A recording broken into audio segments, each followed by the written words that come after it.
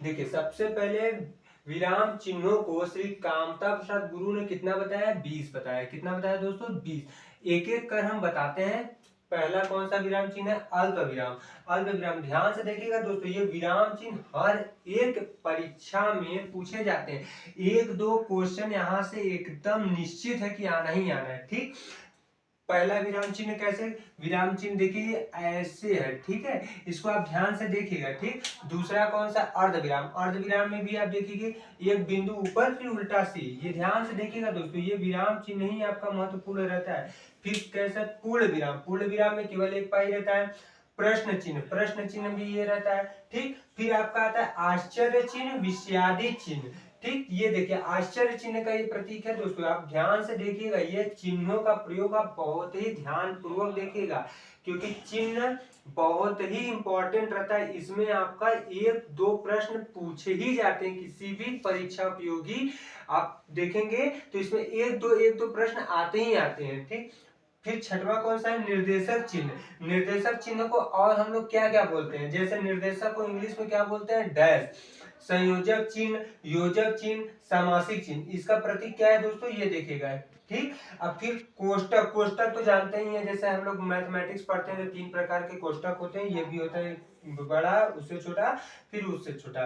ठीक, फिर कौन सा चिन्ह आता है? अवतरण चिन्ह और उद्धरण चिन्ह। देखिए ये दोस्तों दोनों है एक ही, लेकिन चिन्ह अलग अलग है। अवतरण और अवतरण देखिएगा, अवतरण में क्या होता है? सिंगल रहता है, डैश सिंगल है, उद्धरण में डबल रहता है। ध्यान से देखिएगा दोस्तों, ये चिन्ह बहुत ही महत्वपूर्ण है। अगला फिर आएगा आपका उपविराम। उपविराम में क्या होता है? 2 बिंदु रहता है। फिर विवरण चिन्ह। विवरण चिन्ह मतलब जब कोई चीज का विवरण देने जाते हैं किसी भी एग्जाम में, मतलब या कहीं लिखित में, तो उसका विवरण चिन्ह क्या होता है? ये है, देखिए दोस्तों, ध्यान से देखिएगा दोस्तों, विवरण चिन्ह ये है। फिर पुनरुक्ति सूचक चिन्ह। पुनरुक्ति सूचक चिन्ह का दोस्तों ध्यान से देखिएगा, इसमें जो है ये दोनों अपोजिट दिशा में रहती है। जैसे देखिए ये है, ये इधर है, और ये है, ये इधर है। ठीक, फिर आपका आता है लाघव चिन्ह और संक्षेप सूचक चिन्ह। ये आपका एक जीरो की तरह मान लीजिए, अंग्रेजी के ओ आकार का रहता है। ठीक, लोप चिन्ह। लोप चिन्ह में आपका ये रहता है, फिर ये भी रहता है। ये दोनों लोप ही चिन्ह है दोस्तों। प्रश्न में अगर पूछ दिएगा लोप चिन्ह कौन सा है, तो इसमें आपका एक, जैसे ये दोनों आ गया तो ये ए और सी, तो उसमें आपका रहता है क्या है? ऑप्शन में ए और सी दोनों, ए और बी। तो ये दोनों देखिए लोप चिन्ह ये दोनों रहता है, अगर एक पूछेगा तो ये, और ये पूछेगा तो ये। ठीक है, अगर दोनों है तो दोनों सही है। ठीक, फिर आपका आता है पाद चिन्ह यानी रेखांकित चिन्ह। रेखांकित जैसे होता है ना कि कहीं कहीं किसी, आप देखते हैं कि रेखांकित शब्दों के नीचे, तो वो जो शब्द रहता है उसके नीचे जो लाइन रहती है वो रेखांकित चिन्ह रहता है। ये रेखांकित चिन्ह है आपका।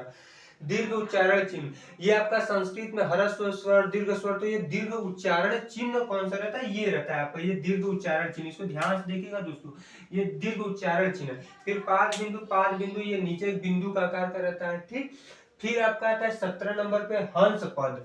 त्रुटि चिन्ह, काक पद, ये आपका देखिएगा, जैसे होता है ना दोस्तों, आप लोग कहीं कहीं में क्या होता है कि लिखते वक्त अगर गैपिंग वहां पे कम है तो वो कोई कोई शब्द आप लोग भूल जाते हैं, तो यही आप लोग ऐसे बनाते हैं, फिर उसके ऊपर लिख देते हैं, तो इसको 3 शब्द इसको बोला जाता है, हंस पद, त्रुटि चिन्ह, काक पद। ये चिन्ह एक ही है, ये नाम तीनों अलग है लेकिन चिन्ह एक ही है। ठीक, फिर आपका होता है टीका सूचक। टीका सूचक जानते हैं आप लोग, जैसे कि मान लीजिए आप लोग कोई नोट शब्द में लिखते हैं, टीका सूचक उसी को करते हैं। जैसे ये स्टार आ गया, प्लस प्लस प्लस, फिर ये भी एक चिन्ह ही है। ठीक, 19वां नंबर पर आता है तुल्यता सूचक यानी समता सूचक यानी बराबरी वाला चिन्ह, ये आपका बराबरी कहा जाएगा। समाप्ति सूचक। समाप्ति सूचक आप लोग जानते हैं ये होता है, ये समाप्ति सूचक चिन्ह। एक चिन्ह दोस्तों और रहता है, ये हालांकि उसी में रहता है, इसका भी आप लोग ध्यान से देखिएगा, ये भी आपको मान लीजिए कहीं आ जाएगा तो इसको भी आप लोग बता ही देंगे। इसको अपूर्ण सूचक चिन्ह कहते हैं। जैसे मान लीजिए कोई शब्द आप लिख रहे हैं, ठीक है, लिखने के बाद क्या होता है कि वो आप पूरा नहीं कर पाए, तो उसके लिए कौन सा चिन्ह का प्रयोग किया जाता है? ये जैसे एक्स एक्स एक्स रहता है, इसको आप मैथमेटिकल में गुणा गुणा का भी कर सकते हैं, लेकिन ये चिन्ह है। ठीक, इसका देखिए क्या होता है, ये हम आपको लिखे भी है इसका, किसी लेख में से जब कोई जरूरी अंश छोड़ दिया जाता है तब उसके स्थान पर यह चिन्ह लगाया जाता है। ठीक, इसको आप लोग ध्यान से देखिए। और चिन्ह को बाबू एक बार मैं फिर से कहूंगा, आप लोग चिन्ह में अगर कोई भी कंफ्यूजन होगा तो देखिए वीडियो को पॉज कर कर अच्छे से जूम करके देखिए, क्योंकि चिन्ह बहुत ही महत्वपूर्ण है, इससे 1 या 2 प्रश्न आते ही आते हैं। ठीक, इतना आप लोग लिखिए।